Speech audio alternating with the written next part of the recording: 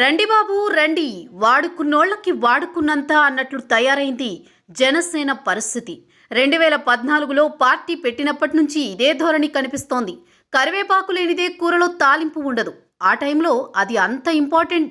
తీరా తినే సమయం వస్తే మాత్రం అదే కరివేపాకును ఏరి మరీ తీసి పక్కన పెడతారు. గత కొంతకాలంగా జనసేనను చూస్తుంటే కూరలో కరివేపాకులా మారిందా అనిపిస్తోంది. 2014లో టీడీపీ బీజేపీలకు ఉమ్మడిగా సాయం చేసిన పవన్ తర్వాత 2019లో వామపక్షాలను వెంటేసుకుని బరిలోకి దిగారు. చంద్రబాబు ఒక్కసారి వాడకం మొదలు పెడితే పీల్చి పిప్పి చేసేదాకా వదలరని కాస్త లేటుగా అయినా గ్రహించిన జనసేనాని ఆయన కబంధ హస్తాల నుంచి బయటపడ్డారు. 2019లో పార్టీ ఓటమి తర్వాత తాను నమ్మిన సిద్ధాంతాలకి దగ్గరగా ఉందంటూ కమలంతో దోస్తీకి సై అనేశారు జనసేనాని. ఇక్కడ కూడా జాతీయ పార్టీ పవర్ని వాడుకోవడమే గాని జనసేనకు వరగబెట్టిందేమీ కనిపించడం లేదనేది రాజకీయ విశ్లేషకుల భావన.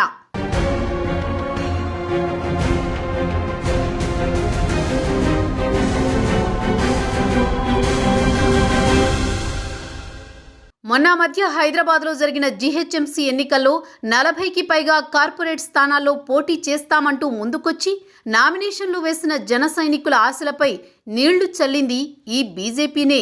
బయట నుంచి తమకు మద్దతు తెలపాలంటూ కమలం పెట్టిన అభ్యర్థనకు పవన్ ఓకే చెప్పడంతో ఉత్సాహంగా నామినేషన్లు వేసిన జన సైనికులు తమ నాయకుడి మాటకు కట్టుబడి విత్డ్రా చేసుకున్నారు.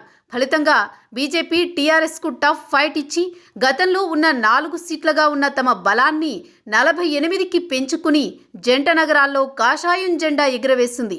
దుబ్బాక ఉప ఎన్నిక రిజల్ట్, జీహెచ్ఎంసీ ఫలితాలు బీజేపీకి ఫేవర్గా వచ్చేసరికి ఏపీలోనూ కాషాయం గాలి వీయడం ఖాయమని భ్రమపడ్డారు ఆంధ్ర కమలనాథులు. తెలంగాణలో బీజేపీకి గెలుపు తాలూకు వచ్చిన వాపుని చూసుకుని అదే బలుపు అన్నట్లుగా ఏపీలో కూడా వ్యవహరించడం ఏంటో అర్థం కాక రాజకీయ పండితులు సైతం తలలు పట్టుకుంటున్నారు.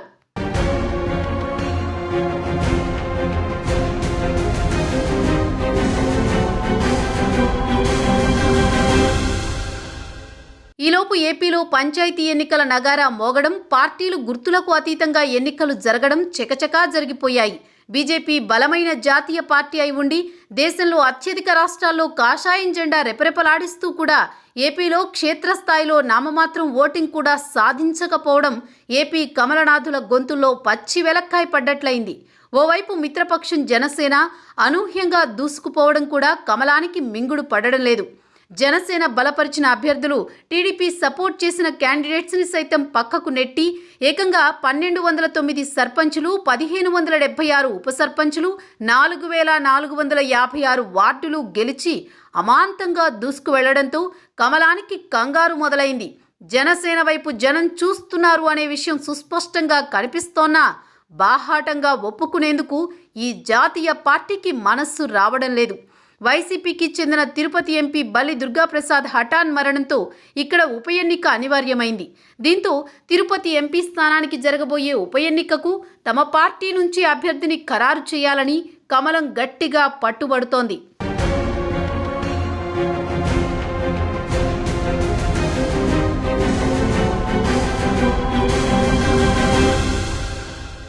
తిరుపతి ఎంపీ సీటుకి సంబంధించి ఇక్కడ 2 అంశాలను జాగ్రత్తగా విశ్లేషించుకోవాలి. 1, తిరుపతిలో బలిజ సామాజిక వర్గ ప్రాబల్యం ఎక్కువ. 2, 2009లో చిరంజీవి ప్రజారాజ్యం తరపున ఇక్కడ ఎమ్మెల్యేగా 15,000 పైచిలుకు మెజారిటీతో గెలిచారు. జనసేనకు ఈసారి టికెట్ ఇవ్వకపోతే తామంతా నోటాకి ఓటు వేస్తాం కానీ బీజేపీకి ససేమిరా మీట నొక్కేది లేదని బలిజ సంఘాలు ఇప్పటికే ప్రకటించాయి. ఇది కమలానికి పెద్ద దెబ్బే. ఇదే సందు అనుకుని బలిజ ఓటర్లను టీడీపీ లాగేసుకునే ప్రయత్నం చేస్తే బీజేపీ పరిస్థితి రెండింటికీ చెడ్డ రేవడిలా తయారవుతుంది. బీజేపీకి తెలంగాణలో కాస్తో కుస్తో పట్టు ఉంది కదా అని జీహెచ్ఎంసీలో మిత్రధర్మం అంటూ పవన్ వెనక్కి తగ్గి సపోర్ట్ చేస్తే తమకసలు బలం లేని తిరుపతిలో కూడా కమలం పట్టుబట్టి భీష్మించు కూర్చోవడం ఏంటనేది జన సైనికుల ప్రశ్న. ఈసారి మొహమాటానికి పోయి పవన్ ఒప్పుకున్నా తాము మాత్రం ఈ ప్రపోజల్కి ఊకొట్టే ప్రసక్తే లేదంటున్నారు జన సైనికులు.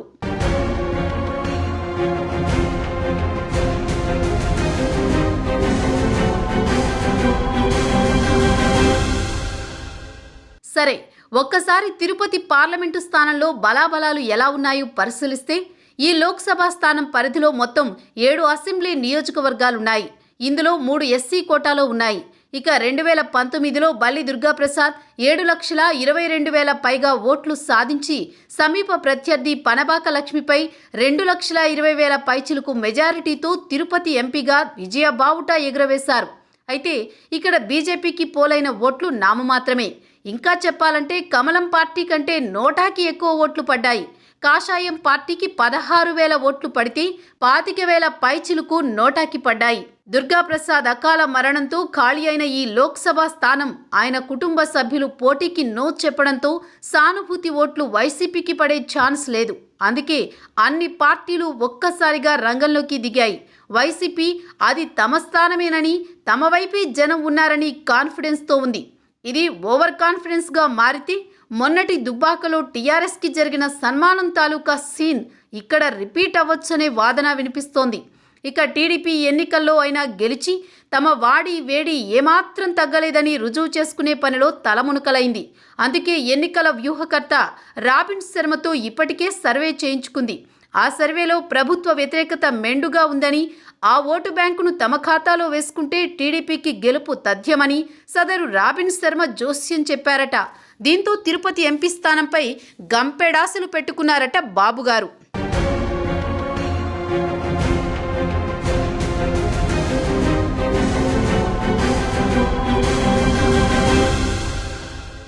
ఇంకా ఎడతెగని జనసేన బీజేపీల పంచాయతీ ఓ కొలిక్కి వచ్చి ఏ పార్టీ నుంచి అభ్యర్థిని ప్రకటిస్తారా అని చంద్రబాబు ఓ కన్నేసి ఉంచారట.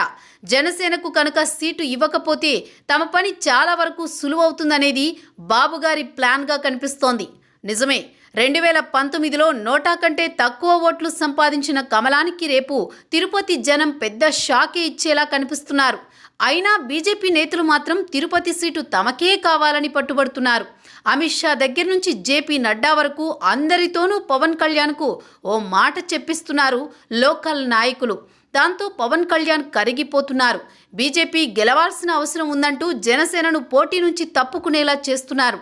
జనసేన పార్టీకి జరుగుతున్న నష్టాన్ని ఆయన అంచనా వేస్తున్నారో లేదో తెలియడం లేదు. కానీ పంచాయతీ ఎన్నికల ఫలితాల తర్వాతైనా పవన్ తన పార్టీ గురించి ఆలోచించుకోవాలనేది రాజకీయ విశ్లేషకుల భావన.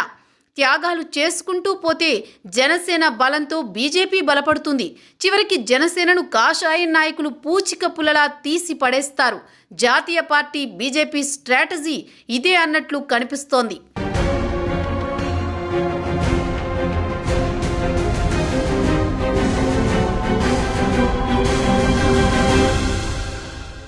ఏపీలో అతి బలహీనంగా ఉన్న బీజేపీతో ఇప్పుడిప్పుడే బలం పుంజుకుంటున్నట్లు కనిపిస్తోన్న జనసేన అడుగులు వేయడం ఎంతవరకు కరెక్ట్?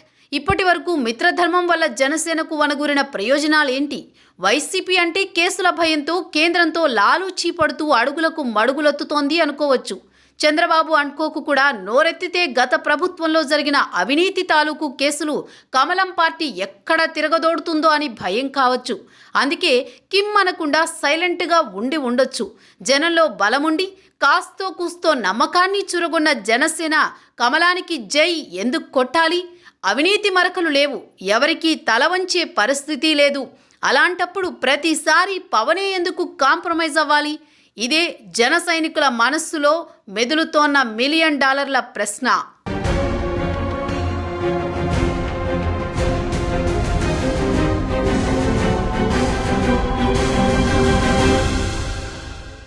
సరే, ఈ 2 ఏళ్లలో ఆంధ్రాలో బీజేపీ ఇమేజ్ ఏమైనా బీభత్సంగా పెరిగిందా అంటే అది లేదు సరికదా.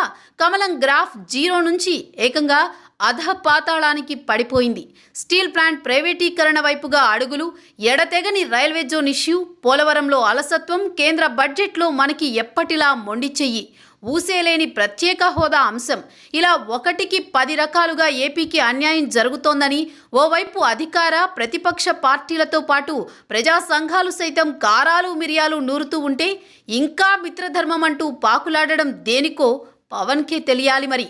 విశాఖ ఉక్కు ప్రైవేటీకరణ విషయంపై పవన్ కళ్యాణ్, నాదెండ్ల మనోహర్లు ఇద్దరూ కేంద్ర హోంశాఖ మంత్రి అమిత్ షాను కలిసి ప్రైవేటీకరణపై నిర్ణయం వెనక్కి తీసుకోవాలని కోరారు.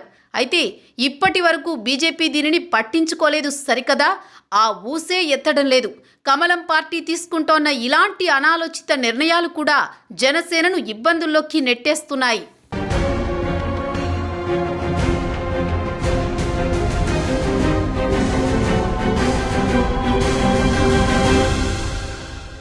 ప్రతిసారి జనసేనను వాడేసుకుని వదిలేయడం పార్టీలకు అలవాటుగా మారింది అనే కంటే ఆ ఛాన్స్ పవనే ఇస్తున్నారనడం కరెక్టేమో అనేది జనసేనలో ఓ వర్గం గట్టిగా చెబుతున్న మాట.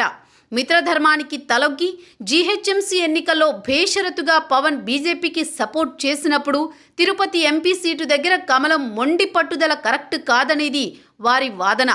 ఈసారి పవన్ మెతక ధోరణి అవలంబిస్తే జన సైనికులు ఊరుకునేలా కనిపించడం లేదు.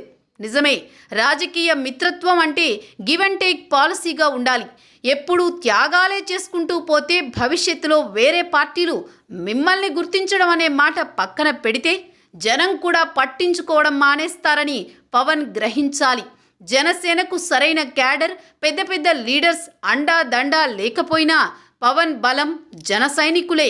క్షేత్రస్థాయిలో పార్టీ నిర్మాణం సరిగ్గా లేకపోయినా, ఆర్థికంగా అంతగా బలం లేకున్నా మొన్నటి పంచాయతీ ఎన్నికల్లో పవన్ సిద్ధాంతాలకు కట్టుబడి జన సైనికులు పోరాడిన తీరు అమోఘం. వారి పోరాట పటిమను అంతకంతకు ప్రోత్సహిస్తూ పోవాలే కానీ మిత్రధర్మం అంటూ ఊరించి చివరికి ఉసూరు మనిపించి జన సైనికుల ఉత్సాహంపై నీళ్లు చల్లితే ఆ నిరాశ, నిట్టూర్పుల తాలూకు నష్టం అంచనాలకు కూడా అందదనేది రాజకీయ పండితుల హెచ్చరిక. ఈసారి తిరుపతి సీటు బీజేపీకి వదిలేస్తే జనసేనాని కూర్చున్న కొమ్మని నరుక్కోవడమే అన్నది వారి భావన. అవసరమనుకుంటే కమలానికి శాశ్వతంగా తలాక్ చెప్పేసి ఒంటరిగా తిరుపతి బరిలోకి దిగి జన సైనికుల్లో ఉన్న అనుమానాలు పటాపంచలు చేయాలి. So Pawan, decision is yours. ఆలస్యం అమృతం విషం.